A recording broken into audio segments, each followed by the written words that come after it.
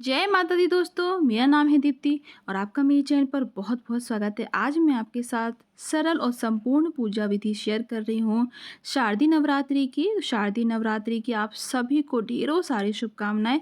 आप सभी पर माता रानी बहुत अपनी कृपा बरसाएं। तो चलिए हमारे वीडियो को शुरू करते हैं। ये वीडियो आपके लिए बहुत ही लाभप्रद होगा, इसलिए पूरा वीडियो ज़रूर देखिएगा। ये जो नवरात्रि हैं, जो सबसे ज़्यादा दो जो ज़रूरी नवरात्रि आती हैं, वैसे तो साल में 4 नवरात्रि आती हैं, 2 गुप्त नवरात्रि होती हैं और 2 आती हैं, एक चैत्र मास में और एक आती है अश्विन मास में। तो ये जो शारदीय नवरात्रि है वो अश्विन मास में आती है। अभी आपने देखा कि मेरी माता रानी की जो मूर्ति है उसको हमने अभिषेक कर लिया है। अभिषेक कैसे करना है और माता को चमकाना कैसे है बिल्कुल सोने की तरह, वो मैं कैसे करती हूँ बिना केमिकल के, वो मैंने अभी वीडियो कुछ देर पहले ही शेयर किया है। अगर आपने ना देखा हो तो आप देख लीजिए जाके। मैं सभी जानकारी अलग अलग इसलिए शेयर की, इससे ये वीडियो लंबा ना हो जाए ज़्यादा। तो मैंने क्या चांदी का पट्टा बिछा लिया है और कुछ पुष्प का औक्षत का आसन देकर माता रानी को हम विराजमान करेंगे। माता की मूर्ति अगर आपके पास ना हो तो आप फोटो रखकर या फिर कोई और माता की मूर्ति रखकर भी आप पूजा कर सकते हैं। तो ये जो पूजा है वो मैं शेयर कर रही हूँ प्रथम दिन की, यानी कि नवरात्रि के प्रथम दिन की, जो कि है 15 तारीख को, 15 अक्टूबर को। और 15 तारीख से 23 तारीख तक माता के 9 स्वरूपों की डेली पूजा की जाएगी। तो आपको नवरात्रि में कैसे पूजा करनी है, कैसे कलश की स्थापना कैसे करनी है, कि जवारे कैसे बोना है, ये सभी वीडियो आपको मेरे चैनल पर मिल जाएंगे, उपलब्ध है। सभी जानकारी आप देख लीजिएगा। नवरात्रि के 9 दिन के बाद जो हम कन्या पूजन कराते हैं वो कैसे कराना चाहिए, अष्टमी नवमी की पूजा कैसे करनी चाहिए, ये सभी चीज़ों की जानकारी आपको मेरे चैनल पर मिल जाएगी। तो आप देखिए, सबसे पहले हम कलश की स्थापना करते हैं। पहले तो आप जिस दिन ये पूजा कर रहे हैं, यानी कि प्रतिपदा के दिन, आप ध्यान रखिएगा शुद्ध साफ मन से आप दिन की शुरुआत कीजिएगा। नहा धोकर, हो सके तो नहाने के पानी में भी थोड़ा सा गंगा जल मिलाकर नहा लीजिए। और अगर आप व्रत रख रहे हैं तो आपको पूजा के समय ही संकल्प लेना चाहिए। जो संकल्प लेते हैं उसमें आपको ध्यान रखना है कि उसमें हाथों पर थोड़े से अक्षत और पुष्प लेकर आपको संकल्प लेना है, थोड़ा सा जल लेकर। आप देखिए, सबसे पहले आप देख लीजिए कि कलश कैसे हमें पूजना है, कलश को कैसे हमें भरना है। तो थोड़ा सा हल्दी, थोड़ा सा श्री यानी रोली, एक पुष्प, एक हल्दी की गांठ, एक सिक्का। मैंने यहाँ चांदी का सिक्का डाला है, आप नॉर्मल सिक्का भी जो कलदा होता है वो डाल सकते हैं। एक हल्दी की गांठ, लौंग, इलायची, सुपारी, ये सभी चीज़ें आपको इसमें डाल देनी है। और फिर इसके बाद आपको पंच पल्लव चाहिए। आपको पीछे भी आम की पत्ती दिख रहे होंगे, क्योंकि ये जो पूजा होती है हमारे यहाँ, ये पूजा बहुत ही शुभ होती है। हमारे यहाँ बहुत ज़्यादा मान्यता है नवरात्रि की पूजा करने का। ऐसा कहा जाता है नवरात्रि की पूजा और व्रत जो भी जातक, जो भी स्त्री या पुरुष रखते हैं, वो सच्चे दिल से अगर रखते हैं तो उनकी माता रानी जरूर सुनती हैं। उनके घर में यश, वैभव, समृद्धि हमेशा वास करती है। अगर आपको ये व्रत रखना है तो आप सच्चे दिल से प्रार्थना कीजिए, माता आपके व्रत ज़रूर सफल करेंगी। अगर आप व्रत नहीं भी रख रहे हैं, अगर आप पहला, 5वां और 8वां व्रत भी रख रहे हैं, तब भी माता रानी बहुत प्रसन्न हो जाएंगी, क्योंकि आप सच्चे दिल से रखेंगे। भाव की भूखी होती हैं क्योंकि माता रानी। अब देखिए, हमने एक नारियल ले लिया। ध्यान रखिएगा कि नारियल जो लेना है पानी वाला लेना है, और नारियल के ऊपर एक चुनरी लपेट देंगे और उस पर कलावा से व्यवस्थित कर देंगे। अब जो नारियल का मुख होता है वो अपनी साइड हो सकता है या फिर ऊपर की साइड हो सकता है। तो मैंने इस तरीके से रखा है कि वो हमारी साइड है मुख उसका। अब हम दीपक प्रज्वलित कर लेंगे। अगर आप जवारे बो रहे हैं तो जवारे को माता रानी के आपको लेफ्ट साइड रख देना है। मैंने यहाँ जवारे अभी नहीं बोए हैं, क्योंकि मैंने पहले वीडियो शेयर की है आपके साथ पहले, वो जवारे वाली। अगर आपने जवारे वाली वो वीडियो ना देखी हो तो आप देख लीजिएगा, मैं लिंक दे दूंगी आपको। कुछ भी नहीं करना है, मैं जवारे बोने की वीडियो जो आपके साथ शेयर की है, बस वैसे ही आपको मिट्टी के पात्र में थोड़ी सी मिट्टी और जवारे फूले हुए और डाल देना है। और उसके बाद आपको माता रानी के बगल में रख देना है और रोज़ सुबह शाम उसको सींचना है। और यहाँ पर आपको नवग्रह की स्थापना करना है। अगर व्यवस्थित तरीके से संपूर्ण पूजा कर रहे हैं तो नवग्रह की पूजा करे बिना अधूरी होती है माता रानी का स्थापना, माता रानी की पूजा। वैसे तो माता रानी की पूजा आप बिना कलश के, बिना अखंड ज्योति के और बिना नवग्रह के भी कर सकते हैं। मन में आप प्रार्थना करें कि आपने ये सभी चीज़ें करी हैं तो माता जरूर स्वीकार करेंगी, अगर आपका ज़्यादा समय नहीं है। लेकिन अगर आप व्यवस्थित तरीके से व्रत रख रहे हैं तो आप नवग्रह की स्थापना जरूर करें।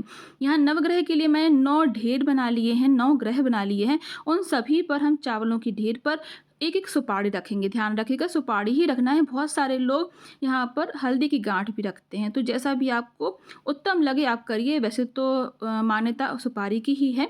तो अब इस नवग्रह को आपको 9 दिन तक बिल्कुल भी हिलाना-डुलाना नहीं है।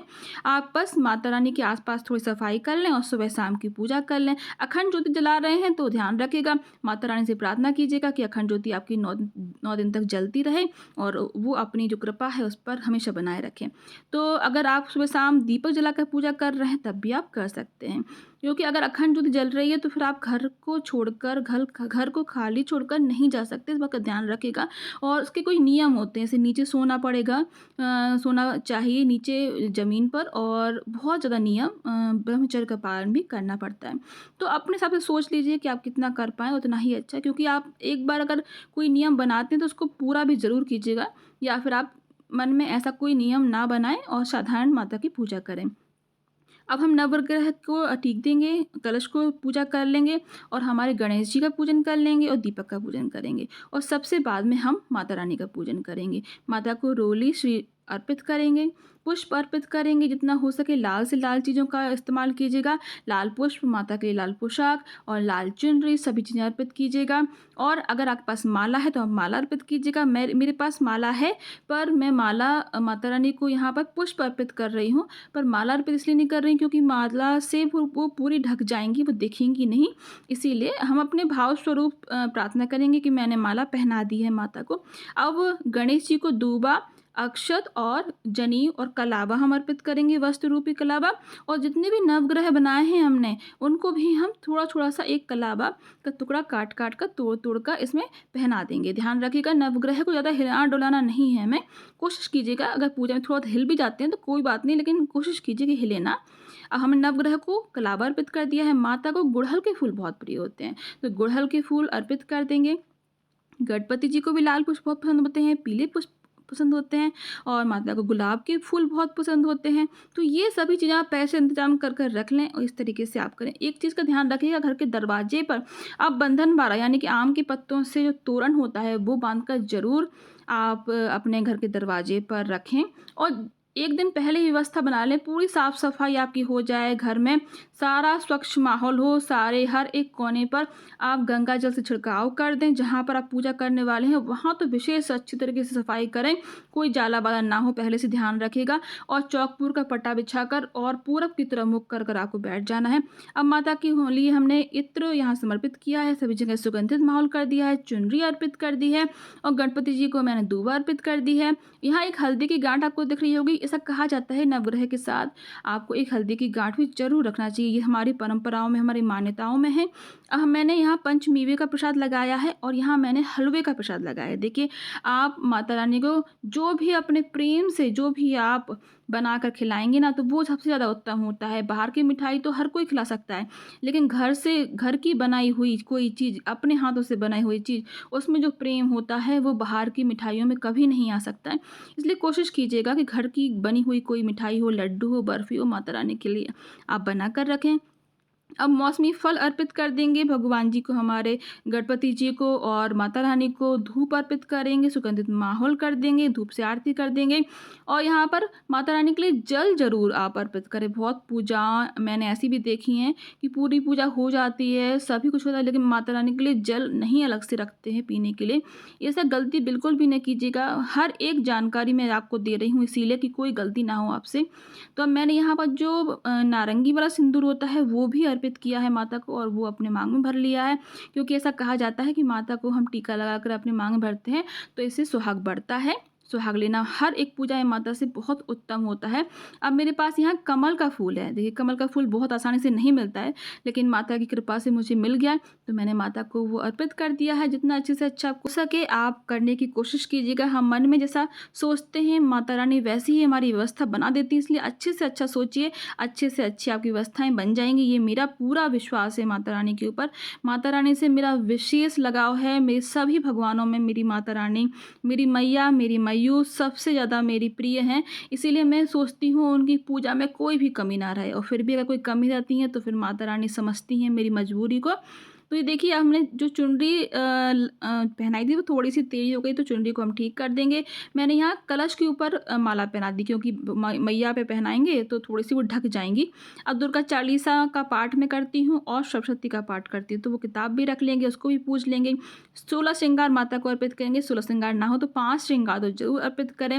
मैंने यहाँ चांदी की पायल बिछिया भी माता रानी को अर्पित की हैं। तो देखिए आपके पास जो व्यवस्था बन जाए, आपके सामर्थ्य जैसा हो वैसे ज़रूर कीजिएगा, क्योंकि अगर आप माता को एक चीज़ चढ़ाते हैं तो माता रानी आपको चारों चीज़ देती हैं, चौगुना देती हैं।